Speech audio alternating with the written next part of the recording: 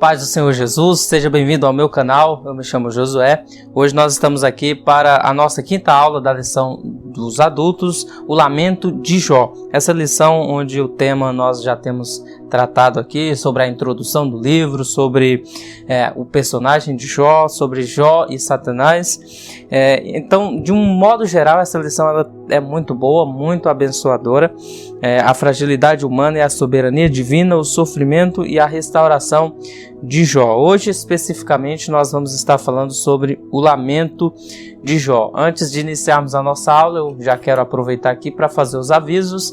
Lembrando a você que ainda não sabe, nós criamos um canal no Telegram, onde nós compartilhamos os slides para você, tá bom? Então, aí na descrição do vídeo nós temos lá o link para você entrar lá no canal e, se for da sua vontade e for relevante para você, você pode baixar os slides das nossas aulas. O outro aviso é que é muito importante que você se inscreva no nosso canal, deixe o seu joinha e compartilhe para o maior número de pessoas, e assim você nos ajuda a levarmos a mensagem, a levarmos conhecimento, a levarmos a palavra de Deus. Amém? Antes então de iniciarmos a nossa aula, nós temos por costume fazer uma oração e no final também nós encerramos orando. Então vamos fazer essa oração. Que Deus abençoe cada um dos novos inscritos, todos aqueles que têm deixado seu comentário, é muito importante para nós. Que Deus abençoe ricamente a sua vida. Então vamos orar. Senhor meu Deus, eterno Pai, nós te louvamos, te glorificamos e em nome de Jesus oramos a Ti nesse momento, pedindo ao Pai que o Senhor cresça, que a glória seja Tua somente e que o Senhor nos auxilie em nossas lamentações, em nossos dilemas, em nossos momentos de dores e desesperança. Pai, em nome de Jesus, que o Senhor abençoe esse irmão, essa irmã que está assistindo esse vídeo agora, que a Tua boa mão o alcance ela, que o Senhor possa fortalecê-lo e ajudá-la a passar, meu Deus, por este momento de dificuldade que ele ou ela está enfrentando. Nós oramos em nome de Jesus, Pai. Amém. Então, como já falei, o tema da nossa lição é o lamento de Jó. O nosso texto áureo está em Jó, capítulo de número 3, versículo 24, que diz: Porque antes do meu pão vem o meu suspiro, e os meus gemidos derramam como água. Faz parte do grande arcabouço do lamento de Jó que está descrito no capítulo 3. A verdade prática da nossa lição é que o sofrimento pode nos levar à situação de extrema angústia, mas não devemos perder a esperança no agir de Deus. O texto da nossa lição bíblica é o capítulo 3 de Jó inteiro. Dessa vez eu não vou estar lendo porque nós estaremos pontuando algumas questões desse texto aqui no decorrer da lição. Como se trata de um texto bem extenso, então nós ganhamos um pouco de tempo e porque iremos repetir algum trecho da leitura aqui. A nossa revistinha ela tem um objetivo geral, que é explicar que Jó era uma pessoa normal, um ser humano, com todas as características de qualquer outro ser humano, né? E por ser um ser humano, Jó não era um robô, e por isso ele, quando está passando por esse momento de dor, de sofrimento, ele tem o direito, de extravasar seus sentimentos, não sendo recriminado por Deus por causa disso. Você vê que Deus ele não vai punir Jó porque Jó vai lamentar, tecer um grande lamento. Como nós veremos, Satanás havia dito que Jó blasfemaria contra Deus, amaldiçoaria Deus na sua face, mas Jó não faz isso. Jó amaldiçoa o dia do seu nascimento, mas Deus não.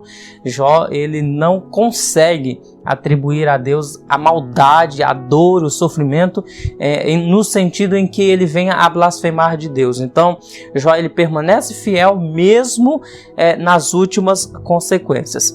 A nossa lição ela tem esse objetivo geral, então, e temos também 3 objetivos específicos. O primeiro é esclarecer que a angústia de Jó fez com que ele desejasse a morte como um escape.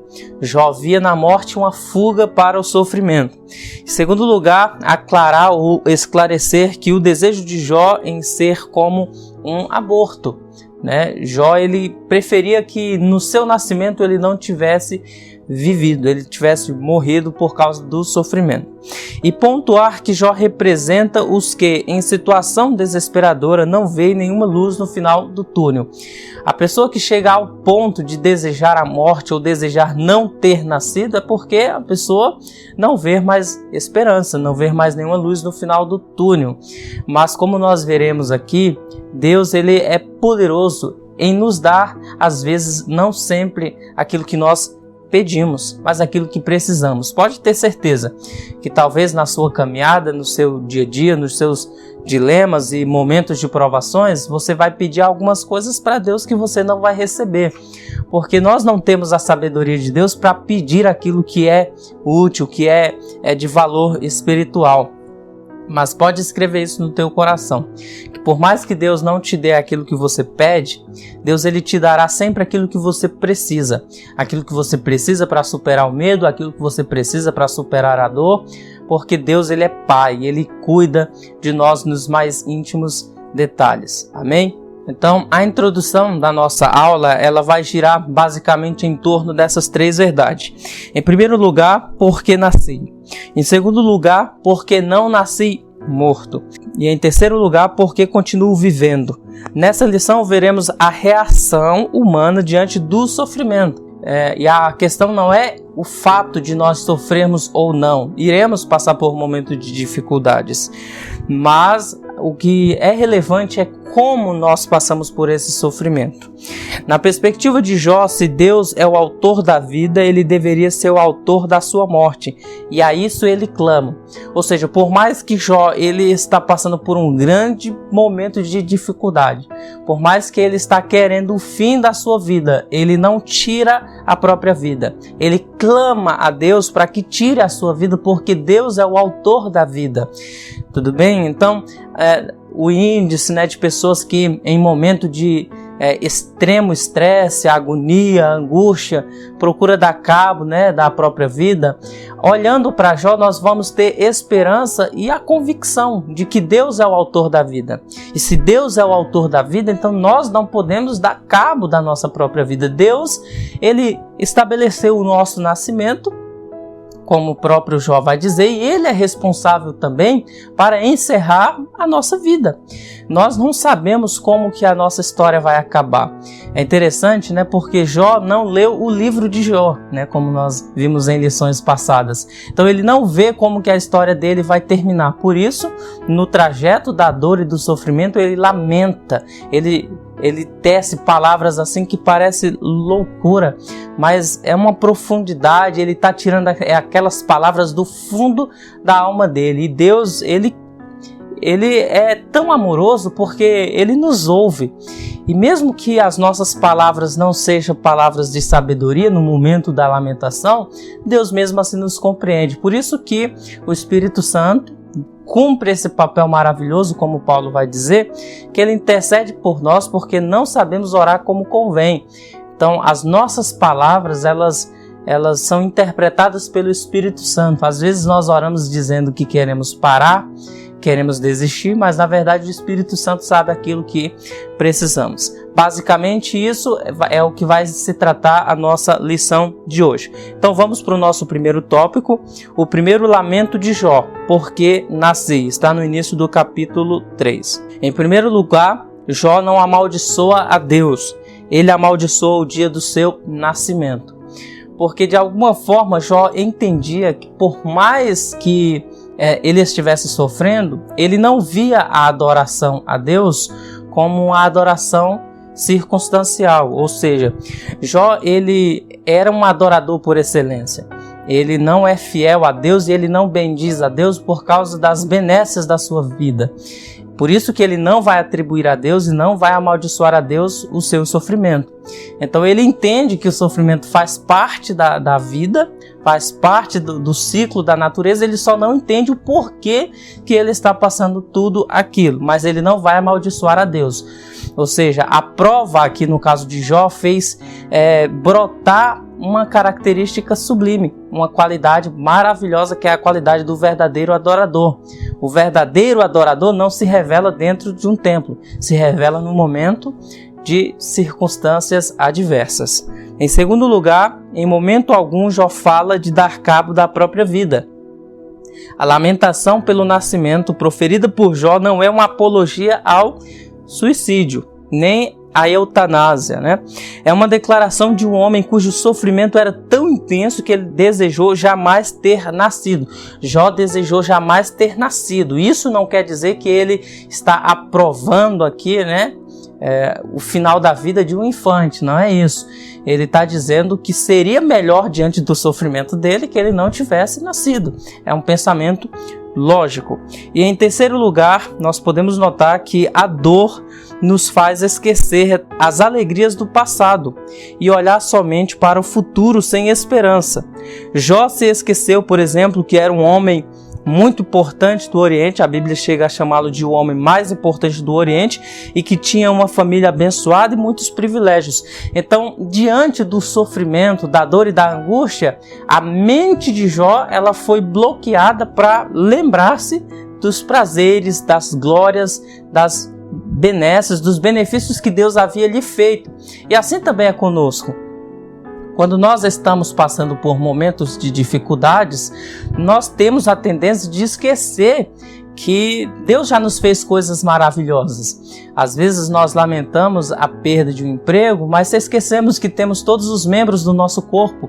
Às vezes nós lamentamos a perda de um dinheiro, de um celular. Eu já fui assaltado e eu lamentei a perda de um celular, mas a gente se esquece que Deus preservou a nossa vida. Então, diante dessa questão tão séria que é o sofrimento, nós temos que ter cautela e analisarmos a bondade de Deus que nos veio durante o decorrer da nossa vida. E às vezes o sofrimento é tão agudo que nós nos esquecemos de todos os benefícios que o Senhor nos fez. Isso aconteceu com Jó e também pode acontecer comigo e com você. O fato de nós nos esquecermos das bondades de Deus feita por nós não quer dizer que a gente é o pior ser humano do mundo. Isso simplesmente quer dizer que somos seres humanos e que a glória de Deus, a graça de Deus vai se aperfeiçoando em nossas fraquezas. Fraquezas essas como essa questão de esquecer-se das bondades que Deus já nos fez anteriormente. Prosseguindo aí, Jó, ele vai falar no versículo 3 do capítulo 3, ele vai falar assim: pereça o dia em que nasci, e a noite em que se disse, foi concebido um homem. É interessante porque normalmente a palavra homem é Adam, que vem da palavra Adamar, ou seja, homem. Mas aqui a expressão no hebraico é Geber, que significa um homem de força. Nessa passagem aqui, homem forte, guerreiro, enfatizando a força ou a habilidade para lutar. Ou seja, a expressão, a ideia, aponta que no dia do nascimento de Jó, alguém proferiu que ali estava nascendo um homem que seria forte, um homem que teria saúde, que seria robusto até o final da sua vida. E Jó agora se vê em decadência, se vê fragilizado. Ele vê uma ironia nessa expressão. Ele falaram que nasceu um homem forte, um guerreiro, alguém de força, mas na verdade olha como está o meu estado. Por isso que ele amaldiçoa esse dia. Ele está amaldiçoando o dia em que disseram que ele seria forte, porque na verdade ele se vê frágil, se vê em ruína. Uma outra questão bem interessante é que no contexto bíblico, a concepção é uma bênção de Deus. Por exemplo, Gênesis 30, versículo 1 e 2, a ideia de concepção é tão séria que Raquel vai falar para Jacó, olha, dai-me filhos se não morro. Ou seja, para Raquel, não ter filho era pior que a morte. Então a concepção, o ato de engravidar-se era uma bênção. E Jó amaldiçoa a concepção, quando ele diz, pereça o dia em que nasci e a noite em que se disse, foi concebido um homem. Ele está amaldiçoando aquilo que Deus chama de bom, por causa da dor e do sofrimento. Diante do sofrimento, nós temos a tendência de chamar mal aquilo que é bom. Salmo 139, versículo 1 ao 16, quando o salmista vai falar da onisciência, onipresença e onipotência de Deus presente na gestação, ele fala que quando ele ainda era informe, era um ser que estava sendo formado dentro do ventre da mãe, quando Deus entretecia os seus ossos dentro da sua mãe, formando o embrião, formando a criança, ele fala que aquilo ali é uma obra maravilhosa, não é uma coisa espantosa, e Deus já escrevia todos os dias ali no seu santo livro. Então, a concepção é uma bênção. De modo que quando amaldiçoamos uma bênção, estamos questionando a bondade de Deus. Quando Jó fala que a concepção, na verdade, ele amaldiçoa a concepção, ele está chamando de mal aquilo que é bom, está maldizendo a concepção, e nesse sentido ele está questionando a bondade de Deus. Será que Deus de fato é bom por ter me feito nascer e me fazer sofrer? Essa era a percepção de Jó. Dê uma acompanhada aí comigo. Se Deus permitiu que pessoas más nascessem, por que não permitiria que um homem do calibre de Jó não nascesse? Né? Jó era um homem reto, justo, íntegro, temente a Deus. Então, se pessoas más, pessoas corruptas, pessoas que vivem em iniquidade nasceram e desfrutaram da vida, por que um homem como Jó não poderia nascer? Jó, ele não foi um acidente, e você também não foi. Eu e você não fomos um acidente na trajetória da criação. Deus, ele nos planejou. Nós nascemos debaixo de um propósito, e Deus não erra nos seus propósitos. Em segundo lugar, o segundo lamento de Jó está no capítulo 3, versículo 11 ao 19. Ele vai falar: por que não nasci morto? Tudo bem, eu nasci, mas por que eu não nasci morto? Então Jó, ele está refletindo sobre isso. Por que eu venci a batalha para nascer, mas agora estou sofrendo? Por que eu não morri? E por que Jó, ele está lamentando isso? Aí eu te chamo a atenção para o nosso primeiro tópico aí do segundo subtópico. Porque há uma ideia do descansar em paz. Jó, ele passa de amaldiçoar o dia do seu nascimento para reclamar. Do versículo 11 ao 19, nós vemos Jó fazendo algumas reclamações. Jó, ele queria descanso de seu sofrimento. Por isso que ele está indagando a bondade de Deus diante da dor e do sofrimento. Ele queria descanso, porque a ideia era o quê? Se eu morrer, se a minha vida se acabar, o meu sofrimento também se acabará. Em segundo lugar, Jó, ele queria se ver livre da tribulação. Por exemplo, Jó, ele vê na morte a fuga para o sofrimento. E isso parece ser uma coisa comum. Jeremias também, diante da dor e do sofrimento, a nossa revistinha vai pontuar aqui, a base bíblica, que Jeremias, diante da dor e do sofrimento, também vai amaldiçoar o dia do seu nascimento. Elias, lá no capítulo 19, eu acho bem interessante esse texto, que diante da ameaça de Acabe, nós temos o contexto de 1 Reis 18, que Elias vai lá no Carmelo, depois de 3 anos de seca, reúne todo Israel ali, Samaria. Os profetas de Baal oferecem o sacrifício, clama a Baal, Baal não responde. Elias então conserta o altar, clama a Deus, Deus derrama fogo do céu e todo Israel clama: só o Senhor é Deus, só o Senhor é Deus. Provavelmente, na perspectiva de Elias, tudo ia voltar ao normal, o culto ao Senhor ia voltar ao normal e tudo mais. Só que já no capítulo 19, depois que Deus enviar uma chuva torrente ali sobre Israel, restaurar a estação, Elias recebe uma ameaça de Jezabel, dizendo que ele iria morrer. E o que Elias faz? Elias, no seu ânimo, ora pedindo a morte debaixo de um pé de um zimbro. E Deus envia um anjo com pão, com água, despertando Elias, falando: come, bebe, porque muito comprido é o teu caminho. Elias come, bebe, torna a deitar.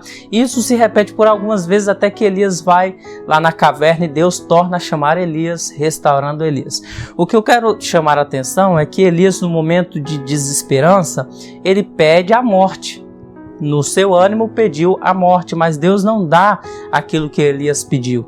Eu reafirmo aquilo que eu te falei agora há pouco. No momento da dor e do sofrimento, nós iremos pedir coisas a Deus que parece loucura, e Deus não nos dará, porque Ele sabe que o que nós precisamos, às vezes, não é aquilo que estamos pedindo. Deus não nos dará, às vezes, aquilo que pedimos, mas sempre nos dará aquilo que precisamos: pão e água para continuarmos a nossa jornada. E aí eu quero te colocar com os pés no chão aqui, diferente do evangelho, do triunfalismo que se prega aí, a dor e o sofrimento faz parte da nossa vida. Quando eu estava estudando essa lição aqui, Deus me fez refletir sobre essa questão. No tópico 3, uma realidade do cristão. A dor e o sofrimento faz parte do cristão. Jesus sofreu, Paulo sofreu, os apóstolos sofreram, o Jó sofreu. Então pessoas boas sofrem e pessoas más também. O sol nasce para todos, mas talvez esse dilema seja tão grande porque nós servimos a um Deus bom, a um Deus poderoso, a um Deus sublime, a um Deus justo, amoroso, e nos permite sofrer. Mas o que eu quero deixar bem claro é que pelo fato de eu e você sermos filhos de Deus, não quer dizer que nós estamos isentos de dor e sofrimento. Se o próprio Jesus sofreu, nós também sofreremos. Uma realidade para o cristão: nós poderemos, em algum momento, sermos provados. Agora olha que coisa interessante, que do versículo 14 ao 19, nós vamos ter aí algumas classes de pessoas que morrem, certo? Do versículo 14 ao 19. Versículo 14 começa falando dos reis que morrem, dos conselheiros, dos príncipes, crianças, os maus, os cansados, os presos, o pequeno. Pequeno aqui não é criança, porque criança já foi falado. O pequeno aqui é pessoa que não é importante no que diz respeito à sociedade. É pessoa comum, que não é um nobre, que não exerce influência. É um cidadão comum. Esse é o pequeno, ou um servo, um escravo. O grande, que é a pessoa de influência, as pessoas, os governantes, e o servo. Ou seja, se tem uma coisa que nós podemos profetizar de olhos abertos, é que esse instrumento vai chegar para todos. A morte, esse veículo que nos conduzirá ao outro lado, chegará para todos. A morte, ela não respeita quem tem dinheiro, não respeita grau cultural, não respeita intelectualidade, não respeita nada disso. A morte só respeita aquele que não tem pecado, que é o nosso Senhor e Salvador Jesus Cristo. Então, assim como a graça equilibra todos diante de Deus, a morte também. Porque o nosso dinheiro influencia as pessoas, o nosso dinheiro compra acesso a alguns lugares aqui, mas lá não. Lá o nosso dinheiro não manda, lá a nossa influência não manda. O que manda lá é o único e precioso sangue de Cristo Jesus. Então, se nós temos Ele, nós encaramos a morte agora numa perspectiva totalmente diferente. Uma ponderação, eu quero chamar a sua atenção aí para o versículo 14 e 15, que diz assim: junto aos reis e conselheiros da terra que construíram para si lugares que agora jazem em ruínas, com governantes que possuíam ouro, que enchiam suas casas de prata. O governo e o acúmulo de riqueza só é relevante enquanto vivemos. E aí nós vemos pessoas super acarretadas, atarefadas, em busca disso. E a busca pelo bem-estar não é um pecado. A Bíblia nos orienta a nós trabalharmos. O trabalho dignifica o homem. Coisa boa é você ter dinheiro para comprar uma roupa para o seu filho, para viajar. Que maravilha, que coisa tremenda. Você ter dinheiro para comprar alimento para uma pessoa necessitada, ou então doar o dinheiro mesmo para uma irmã que está passando necessidade, ou um irmão, pagar o aluguel, trocar o gás. Que coisa linda, que coisa maravilhosa. Só que guarde isso no seu coração. O dinheiro não pode ser nosso senhor. O dinheiro tem que ser o nosso servo. Porque há pessoas que acumulam, mas não usufruem. E quando usufruem desse dinheiro em ostentação para si próprio. Não usam esse dinheiro para o benefício de outras pessoas. Na verdade, essas pessoas, por mais que tenham dinheiro, não são senhoras das suas riquezas, são escravas do seu dinheiro. Por isso que, nesse sentido que Jesus fala que não podemos servir a Deus e a Mamon, que é a riqueza. Isso aqui embarca todas as áreas que você imaginar. Começando pela religião, começando pelos líderes da igreja, os pastores, aqueles que montam seus impérios. Eu falei isso aqui em aula passada e talvez alguém não tenha gostado, pode até ter deixado dislike, mas é a realidade. As pessoas montam seus impérios, constroem os seus céus aqui na terra, mas eu e você não fomos chamados para construir o nosso céu na terra. Deus, Ele quer nos abençoar, Ele pode nos abençoar, mas as bênçãos que Deus pode nos proporcionar, por maiores que sejam, não são o nosso céu aqui na terra. Nós temos um lugar de glória e eu trago o reino de Deus para a minha vida quando eu me torno parecido com Jesus. Imagine se Jesus tivesse muito dinheiro, o que ele não faria quando alguém precisasse, né? Então é bem importante isso, lembrar isso, porque nós temos aqui no texto de Jó fazendo a lamentação, refletindo sobre reis e príncipes que já estão na sua sepultura e deixaram suas riquezas aí. E a pergunta é, para quem nós deixaremos todas as nossas riquezas, né? Jesus ele fala de uma parábola muito importante sobre um tolo que já era bem rico, já era próspero. Eu vou deixar aqui a referência para você. E o que ocorre? Esse homem, ele já tinha muita riqueza, muita fazenda, e aí ele decide construir celeiros maiores, porque provavelmente a época estava bem produtiva.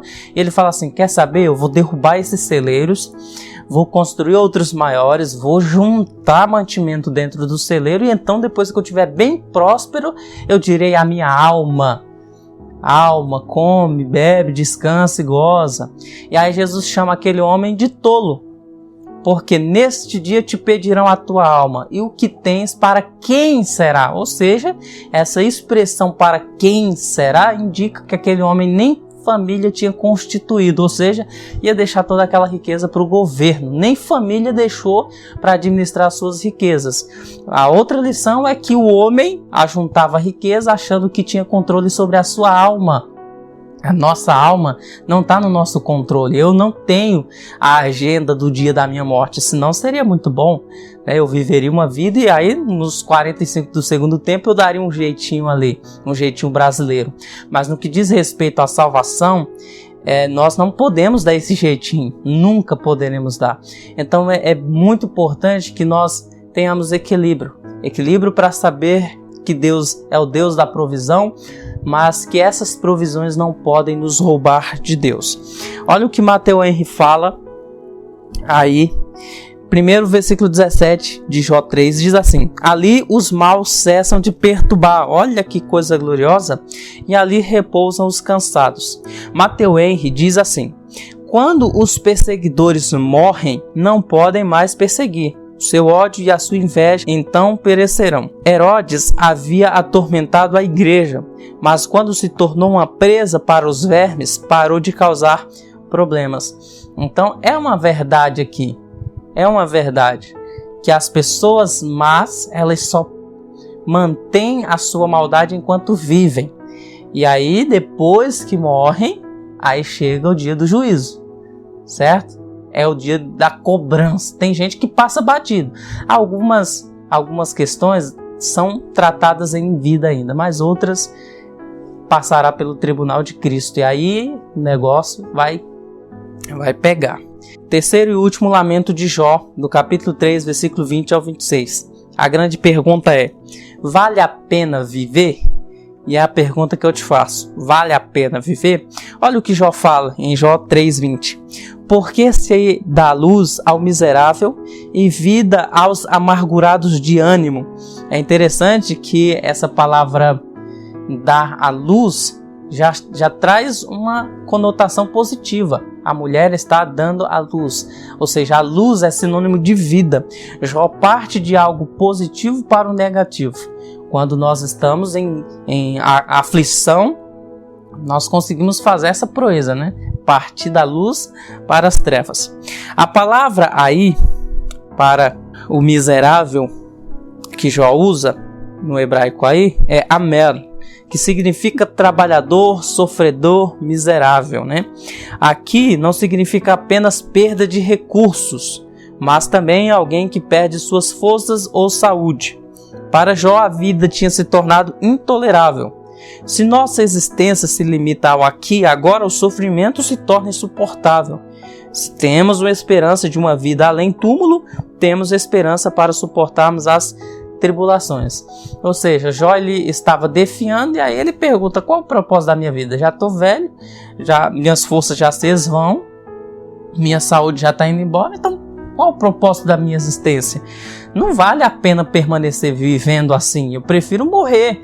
Mal sabia Jó que Deus restauraria ele, restauraria a saúde dele, restauraria os bens dele, e ele ainda viveria muitos anos para ver sua família restaurada, ver os seus filhos e ver suas novas filhas que viriam dentro do seu casamento. Então, por mais difícil que seja o problema que você está vivendo, para você e para mim pode até ser o fim, pode até não ter esperança, mas para Deus nunca haverá um momento sem esperança, porque Deus é a esperança. Amém? Vamos lá. Eu quero refletir com você aqui numa passagem, há alguns textos que Paulo fala aqui. Em 1 Coríntios capítulo 15, 32, Paulo fala assim: se como homem combati em Éfeso contra as bestas, que me aproveita isso se os mortos não ressuscitam? Comamos e bebamos, que amanhã morreremos. Ora, Paulo argumenta: se não tem ressurreição, juízo final e eternidade, não faz sentido sofrer por amor a Deus. Só que porque nós cremos que existe um dia de juízo, uma vida pós-túmulo, então vale a pena sofrer e mesmo assim não blasfemar de Deus. Todavia, Paulo está dizendo que vale a pena sofrer. Se cremos na ressurreição, os nossos sofrimentos no corpo terão reflexo na eternidade. E aí nós temos alguns textos aí. 2 Coríntios 5,10 diz assim: pois todos nós devemos comparecer perante o tribunal de Cristo, para que cada um receba de acordo com as obras praticadas, por meio do corpo, quer sejam boas, quer sejam más. 2 Coríntios 4,17, pois os nossos sofrimentos leves e momentâneos estão produzindo para nós uma glória eterna que pesa mais do que todos eles, ou seja, do que o sofrimento. A glória é superior ao sofrimento.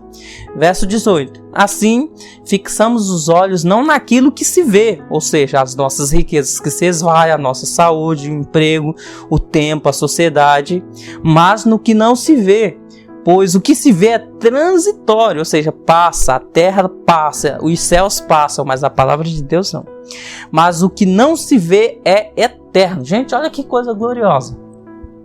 Esses carrões que a gente vê, que a gente fica assim admirados, isso passa, porque é temporário, é transitório. A riqueza, o dinheiro, você vê que a moeda muda, é transitório. A nossa saúde, o nosso corpo, a nossa robustez é transitório, é tudo transitório, mas aquilo que não se vê, ou seja, a vida espiritual, a vida eterna, isso é eterno. Receberemos um corpo como o de Jesus, um corpo que não se deteriora, um corpo perfeito. E por causa disso, eu não estou dizendo que é fácil passar por sofrimento, não estou dizendo que nós iremos clamar por sofrimento, está repreendido em nome de Jesus, mas eu estou dizendo que a nossa vida não se limita ao aqui e ao agora. Continuando, Jó ele achava que estava sem o favor de Deus, quando no versículo 23 do capítulo 3 ele fala, ele dá mais ou menos esse entendimento aí. Então Jó ele vive um paradoxo, pois ele não sabia por que Deus escolheu para ele o caminho do sofrimento. Jó sabia que a nossa vida ela é um caminho rumo à sepultura, rumo ao Sheol, que é onde ele vai chamar de descanso. E ele não entende porque essa via que Deus escolheu para ele, a via final, foi a via do sofrimento. E às vezes nós também não entendemos os planos e o agir de Deus. Só que para o nosso conforto, veja o que o Isaías fala, o profeta, no capítulo 55, versículo 9, quando ele diz assim: porque assim como os céus são mais altos do que a terra, assim são os meus caminhos mais altos do que os vossos caminhos e os meus pensamentos mais altos do que os vossos pensamentos. Somos tolos ao querer encaixar a Deus em nosso molde, ao querer que seus planos e propósitos se conformem aos nossos modos. Em vez disso, devemos nos esforçar para poder nos encaixar nos seus planos.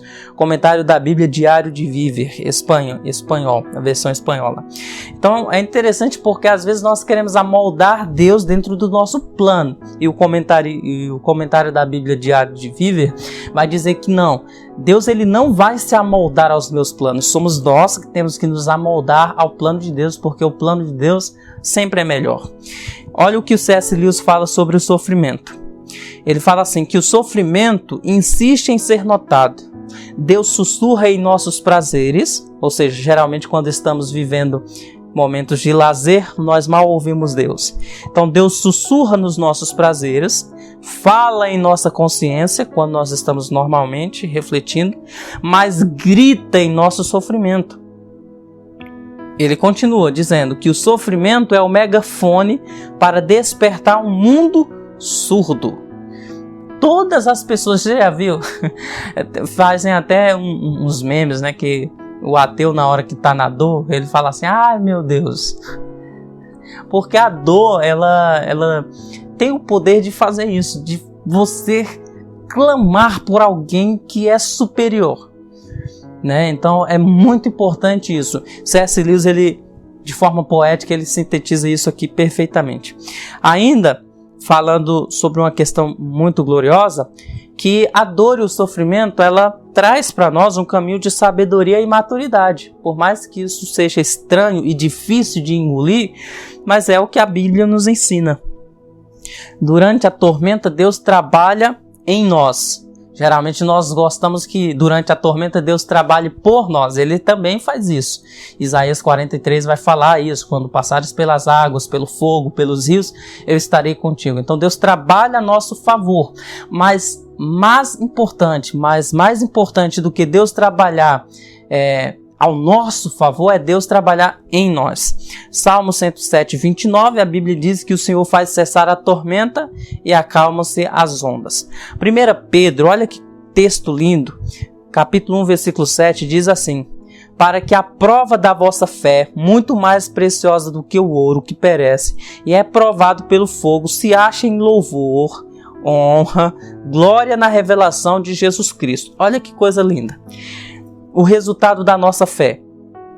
Primeiro, louvor. Louvor aí no grego é epainos, que significa aprovação, recomendação, louvor. Ou seja, porque a nossa fé suporta o teste da prova, nós seremos aprovados e recomendados, ou seja, elogiados por nosso Deus. Olha que coisa tremenda. Vinde benditos do meu Pai, porque tendo pouca força não negaste o meu nome. O que é isso? É louvor. É Deus bendizendo aqueles que suportam a aprovação. Em segundo lugar, glória. A palavra glória aí, no grego doxa, glória geralmente significa honra, e no Novo Testamento sempre é uma opinião positiva a respeito de alguém, que resulta em louvor, honra e glória. Jesus Cristo tem uma glória peculiar, uma glória que é só dele, mas nós também teremos uma glória. E essa glória que nós receberemos de Deus, Deus não vai nos glorificar como nós glorificamos a Deus, tá, gente? Mas quer dizer que é honra. Nós seremos honrados por não deixarmos a nossa fé. Nós seremos honrados porque passamos pelo teste da aprovação. E o texto se repete quando vai falar de honra. Louvor, glória e honra. A palavra honra aí é time. A avaliação pela qual o preço é fixado. Ou seja, honra que pertence a outro e é mostrado para alguém. Ou seja, o fiel é honrado porque a ele Cristo se revelará. Ou seja, você pode ter essa alegria no seu coração e se sentir honrado. E a prova de que seremos, e já somos, mas que seremos plenamente, é que Cristo vai se revelar a nós e não ao mundo. Cristo vai se revelar à igreja. Cristo vai se revelar ao povo dele enquanto o mundo perece. Então, por causa da nossa fé que resistiu ao teste do fogo, Cristo se revelará a nós. Lembrando, gente, eu sempre tenho muito cuidado com isso, porque dá a impressão que é salvação por mérito, né? Não, eu resisti e agora eu mereço. Não, isso é graça, tá bom? Favor imerecido, só que todavia, porque nós resistimos, Deus ainda nos agracia com a sua honra, com a sua revelação e com a sua glória. Nas palavras de C.S. Lewis, ainda no livro dele sobre o problema do sofrimento, ele vai falar assim, olha que coisa linda: nosso sofrimento e o céu. As escrituras e a tradição habitualmente colocam as alegrias do céu na balança em contraste com os sofrimentos da terra. E qualquer solução do problema que não faça isso não pode ser chamado de cristã. Nós nos envergonhamos hoje de falar do céu.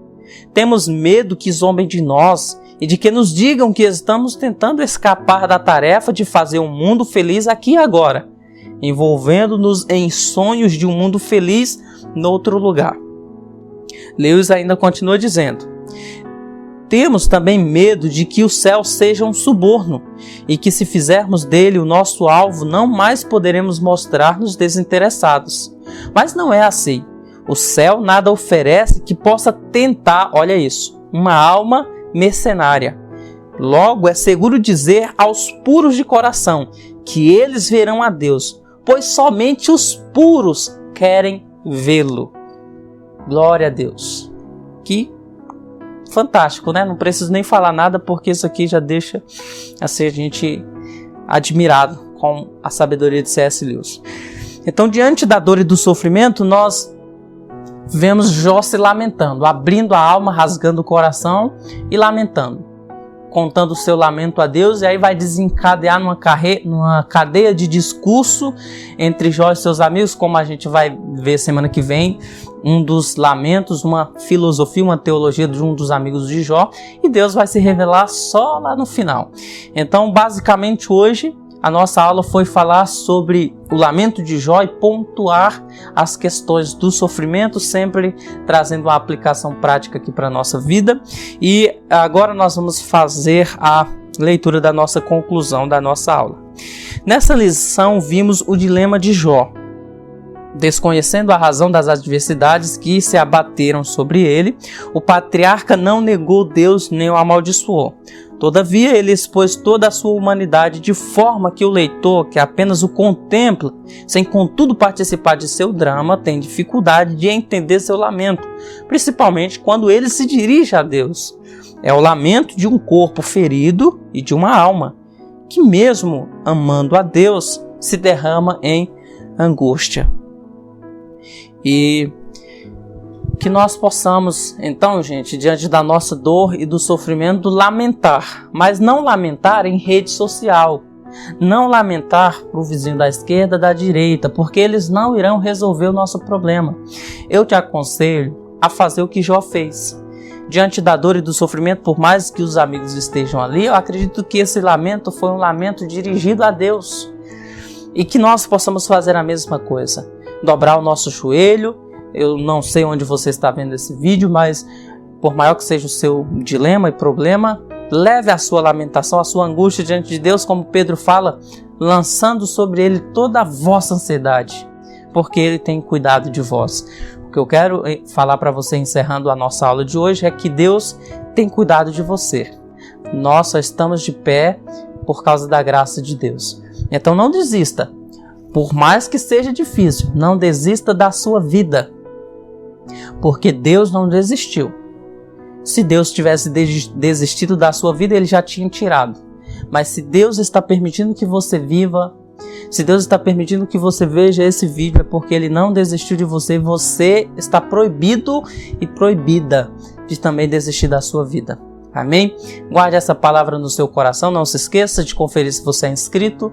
Se não for, dá uma ajuda aí, se inscreve, compartilha com mais alguém, ativa o sininho, dá uma conferida no nosso canal no Telegram e baixa os slides lá e se aprofunde aí no seu estudo da palavra de Deus. Deus abençoe sua vida ricamente. Lembrando que nós temos um curso também de bibliologia. Se você quiser aprender um pouco mais, se aprofundar na palavra, também na descrição. Nosso Instagram também na descrição. Gente, vamos orar.